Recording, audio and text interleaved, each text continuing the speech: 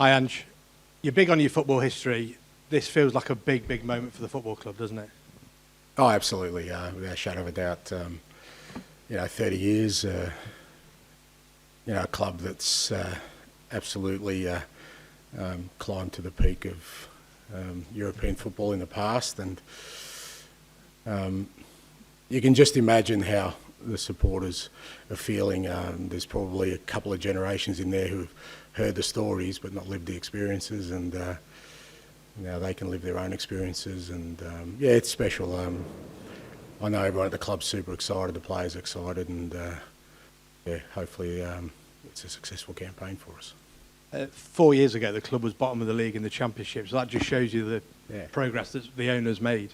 Yeah, amazing, and that's it's brilliant. It's what kind of football was always designed to be. That if you dream and you do things well, and that you can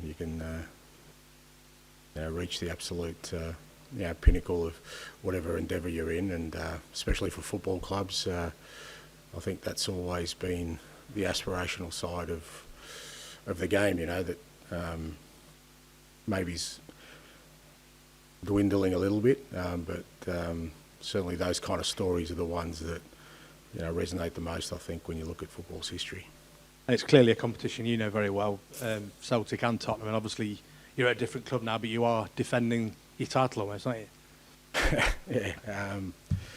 No, look, I'm excited by it. I mean, obviously when sort of made the decision to accept the position, it was one of the sort of most enticing bits that the club is in.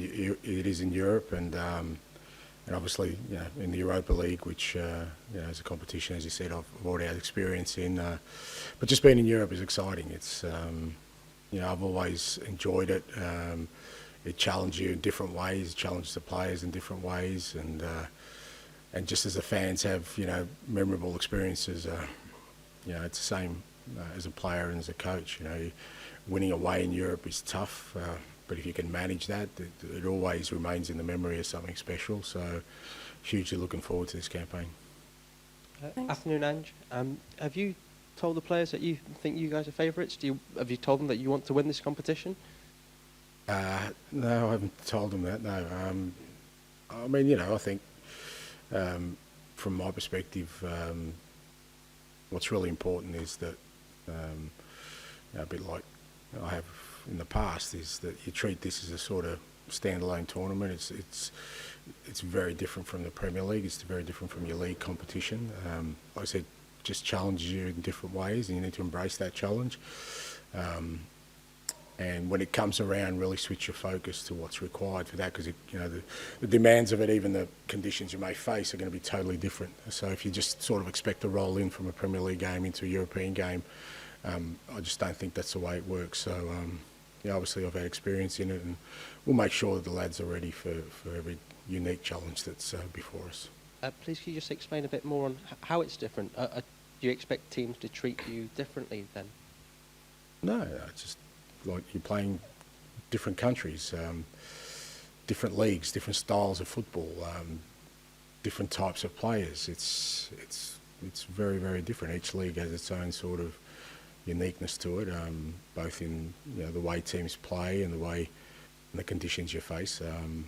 I'm pretty sure you won't be many Premier League grounds where it's going to be 28, 30 degrees at 9 p.m. So there's one difference straight away. And that affects the football, of course, but I just think it's the different styles and the different kind of challenges you face. That in the Premier League, there aren't too many sort of secrets. Everything's pretty much known. You know what you're going to get every week, and this European football is a lot different. Any more? Tom. Hi, Ange.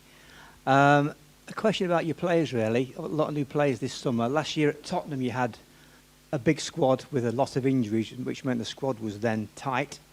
Now you've got a big squad and everybody's fit. As a manager, how do you, as a manager, your own style of keeping those players who aren't involved regularly and think they're fringe players, how do you, as a manager, act against them and keep them on side and motivated? I don't think that's, I don't think that's too hard. you know, as I said, my experience last year in particular, at Tottenham showed you need a big squad, you know, and I think at least one player, I think Jed Spence wasn't in the initial squad. He didn't play in the qualifying rounds, ended up playing in the final. Because, you know, he worked his way into the squad by the time we get to knockout stages. So there's obviously, you know, a couple of lads who are disappointed not making the Europa squad, but you know, that doesn't mean that they're sort of not going to be part of Europe this year. You can make 3 changes when you get to the knockout stages. So the opportunity is still there, and the reality is you need a big squad. There's no other way to do it, because you will. Every team, already seen teams are beginning to pick up injuries, and you know, you're going to need a squad to be able to challenge on all fronts, and I'm really happy with the squad we've got at the moment. And last year you beat a German team in the quarter-finals, I think a Norwegian team in the semi-finals, and then obviously Manchester United. So different styles of football, and you've been around the game a long time now. In terms of playing in the Europa League or in Europe in general, are you more pragmatic now when you are playing like the final last year when you banked up and you got the lead? Will that be the way you would envisage going forward this season, encountering Betis and other styles of football?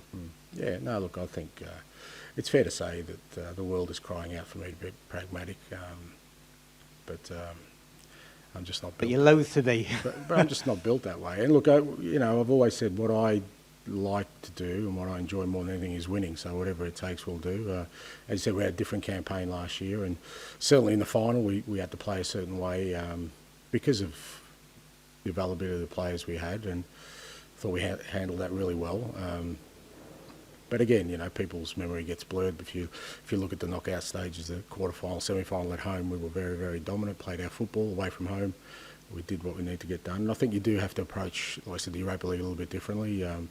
Tactically, there's some tweaks you need to make to allow the players to perform at their best. But I still want to win every game. That's never going to change. So tomorrow night, obviously, 31 degrees tomorrow night. You would imagine them subs, you're going to need them at some point, maybe early in the game or later, but they're all going to be involved tomorrow. Absolutely, yeah. And players are ready for that. And so that's why we need a big squad. And you know, the important thing is the guys who come and make an impact, which they did against Burnley on Saturday. We're really pleased with the guys who came on and made an impact. And certainly whatever team we start with, you know, we certainly have the ability to make changes that can impact the game. I wish you well, thanks. Thank you. Ben. Hi, Ange. Just in terms of obviously the history, 30 years, have you tapped into any of that or delved into any of that, maybe out of your own curiosity this week? Oh, look, you know, I'm well aware of it, and you know, it's not lost on me that you know, the sort of responsibility I have in sort of representing that. But I think it's always important to reflect on, you know, how you got to where you have, even recent history, as was mentioned, you know, the recent history of the club, but also going deeper and understanding that, you know, I said it when I was a Celtic too, when a club's got a couple of stars on its badges, it's special, yeah, because you'd only earn them one way, and that is by winning a European Cup or a Champions League. And, you know, that you can't sort of, literally you can't buy that, you know, you have to earn that, and only very few have earned that right, and we carry it on our shirts. And I think when you carry like that, something on your shirt, then you can tap into it, because it shows you that, you know, there's the possibility always of success if you know, dream of it and work hard for it. And you know, when you go out there, you're representing not just, you know, today's fans and you know, today's sort of players, but also those in the past that have got you to where you are today.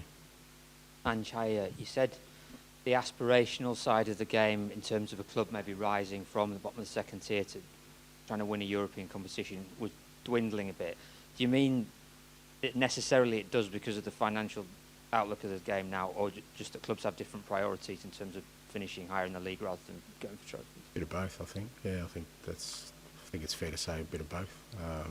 Obviously, the financial implications these days of competing at the highest level are vast, and you need investment for sure to do that. But yeah, I also feel that some of it is more about, you know, ensuring that every year you're in Europe because of what it does to your bottom line rather than actually winning something. So I'm still very much on the ledger of, win things and create history than, the other side. But, I guess that's the world we live in. And just finally from me, you've had experience of continental competitions all over the world. How much improvement do you notice that's allowed the players that you've had to make, and how much potential for growth is there in these Forest players coming into this competition? Yeah, hugely. I'm a big fan of sort of continental competition, representative football, international football. I know, again, the congested calendar and, as clubs we often pay a price. We've obviously lost Ola from international duty, but I just think the benefits of players playing in those kind of competitions and playing in Europe and testing themselves in different kind of environments and against different types of players, I think it allows them to grow in ways where, if they were just playing a domestic competition, it wouldn't. And if you look at our group, I've got a lot of sort of players who, the majority of them, I think their best football is ahead of them. So this tournament or being in Europe has probably come at the right time for them. They can really accelerate their growth very, very quickly because, they're not just fighting for domestic honours all of a sudden, now they're fighting for European honours. And I definitely believe that can accelerate growth, both in individuals but also collectively as a team. Last one, please. Thank you. Okay, we'll take one there and then a final question. Hi, Ange. Good luck tomorrow. Just wanted to ask about player availability. Is there any injury concerns or issues? And also with Zinchenko being able to be brought in, how much of a boost is that in terms of experience to the squad?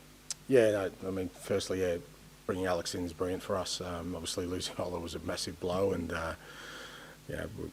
we'd be really short in the fullback areas if we weren't allowed to bring Alex in. I'm super pleased that UEFA have made the amendment to the rule, because I think it is a little bit unfair knowing that they've added 2 extra games to the group stage, that if you lose a player for a whole campaign, that right at the start that you should be allowed to make changes right up until the eve to give every club a chance, and we've certainly benefited from that, and it's very timely for us. So, and Alex will be huge. He's settled in really quickly. You can already see he's a quality player. He's got experience at the highest level of European football, international football. So great for him to bring him in.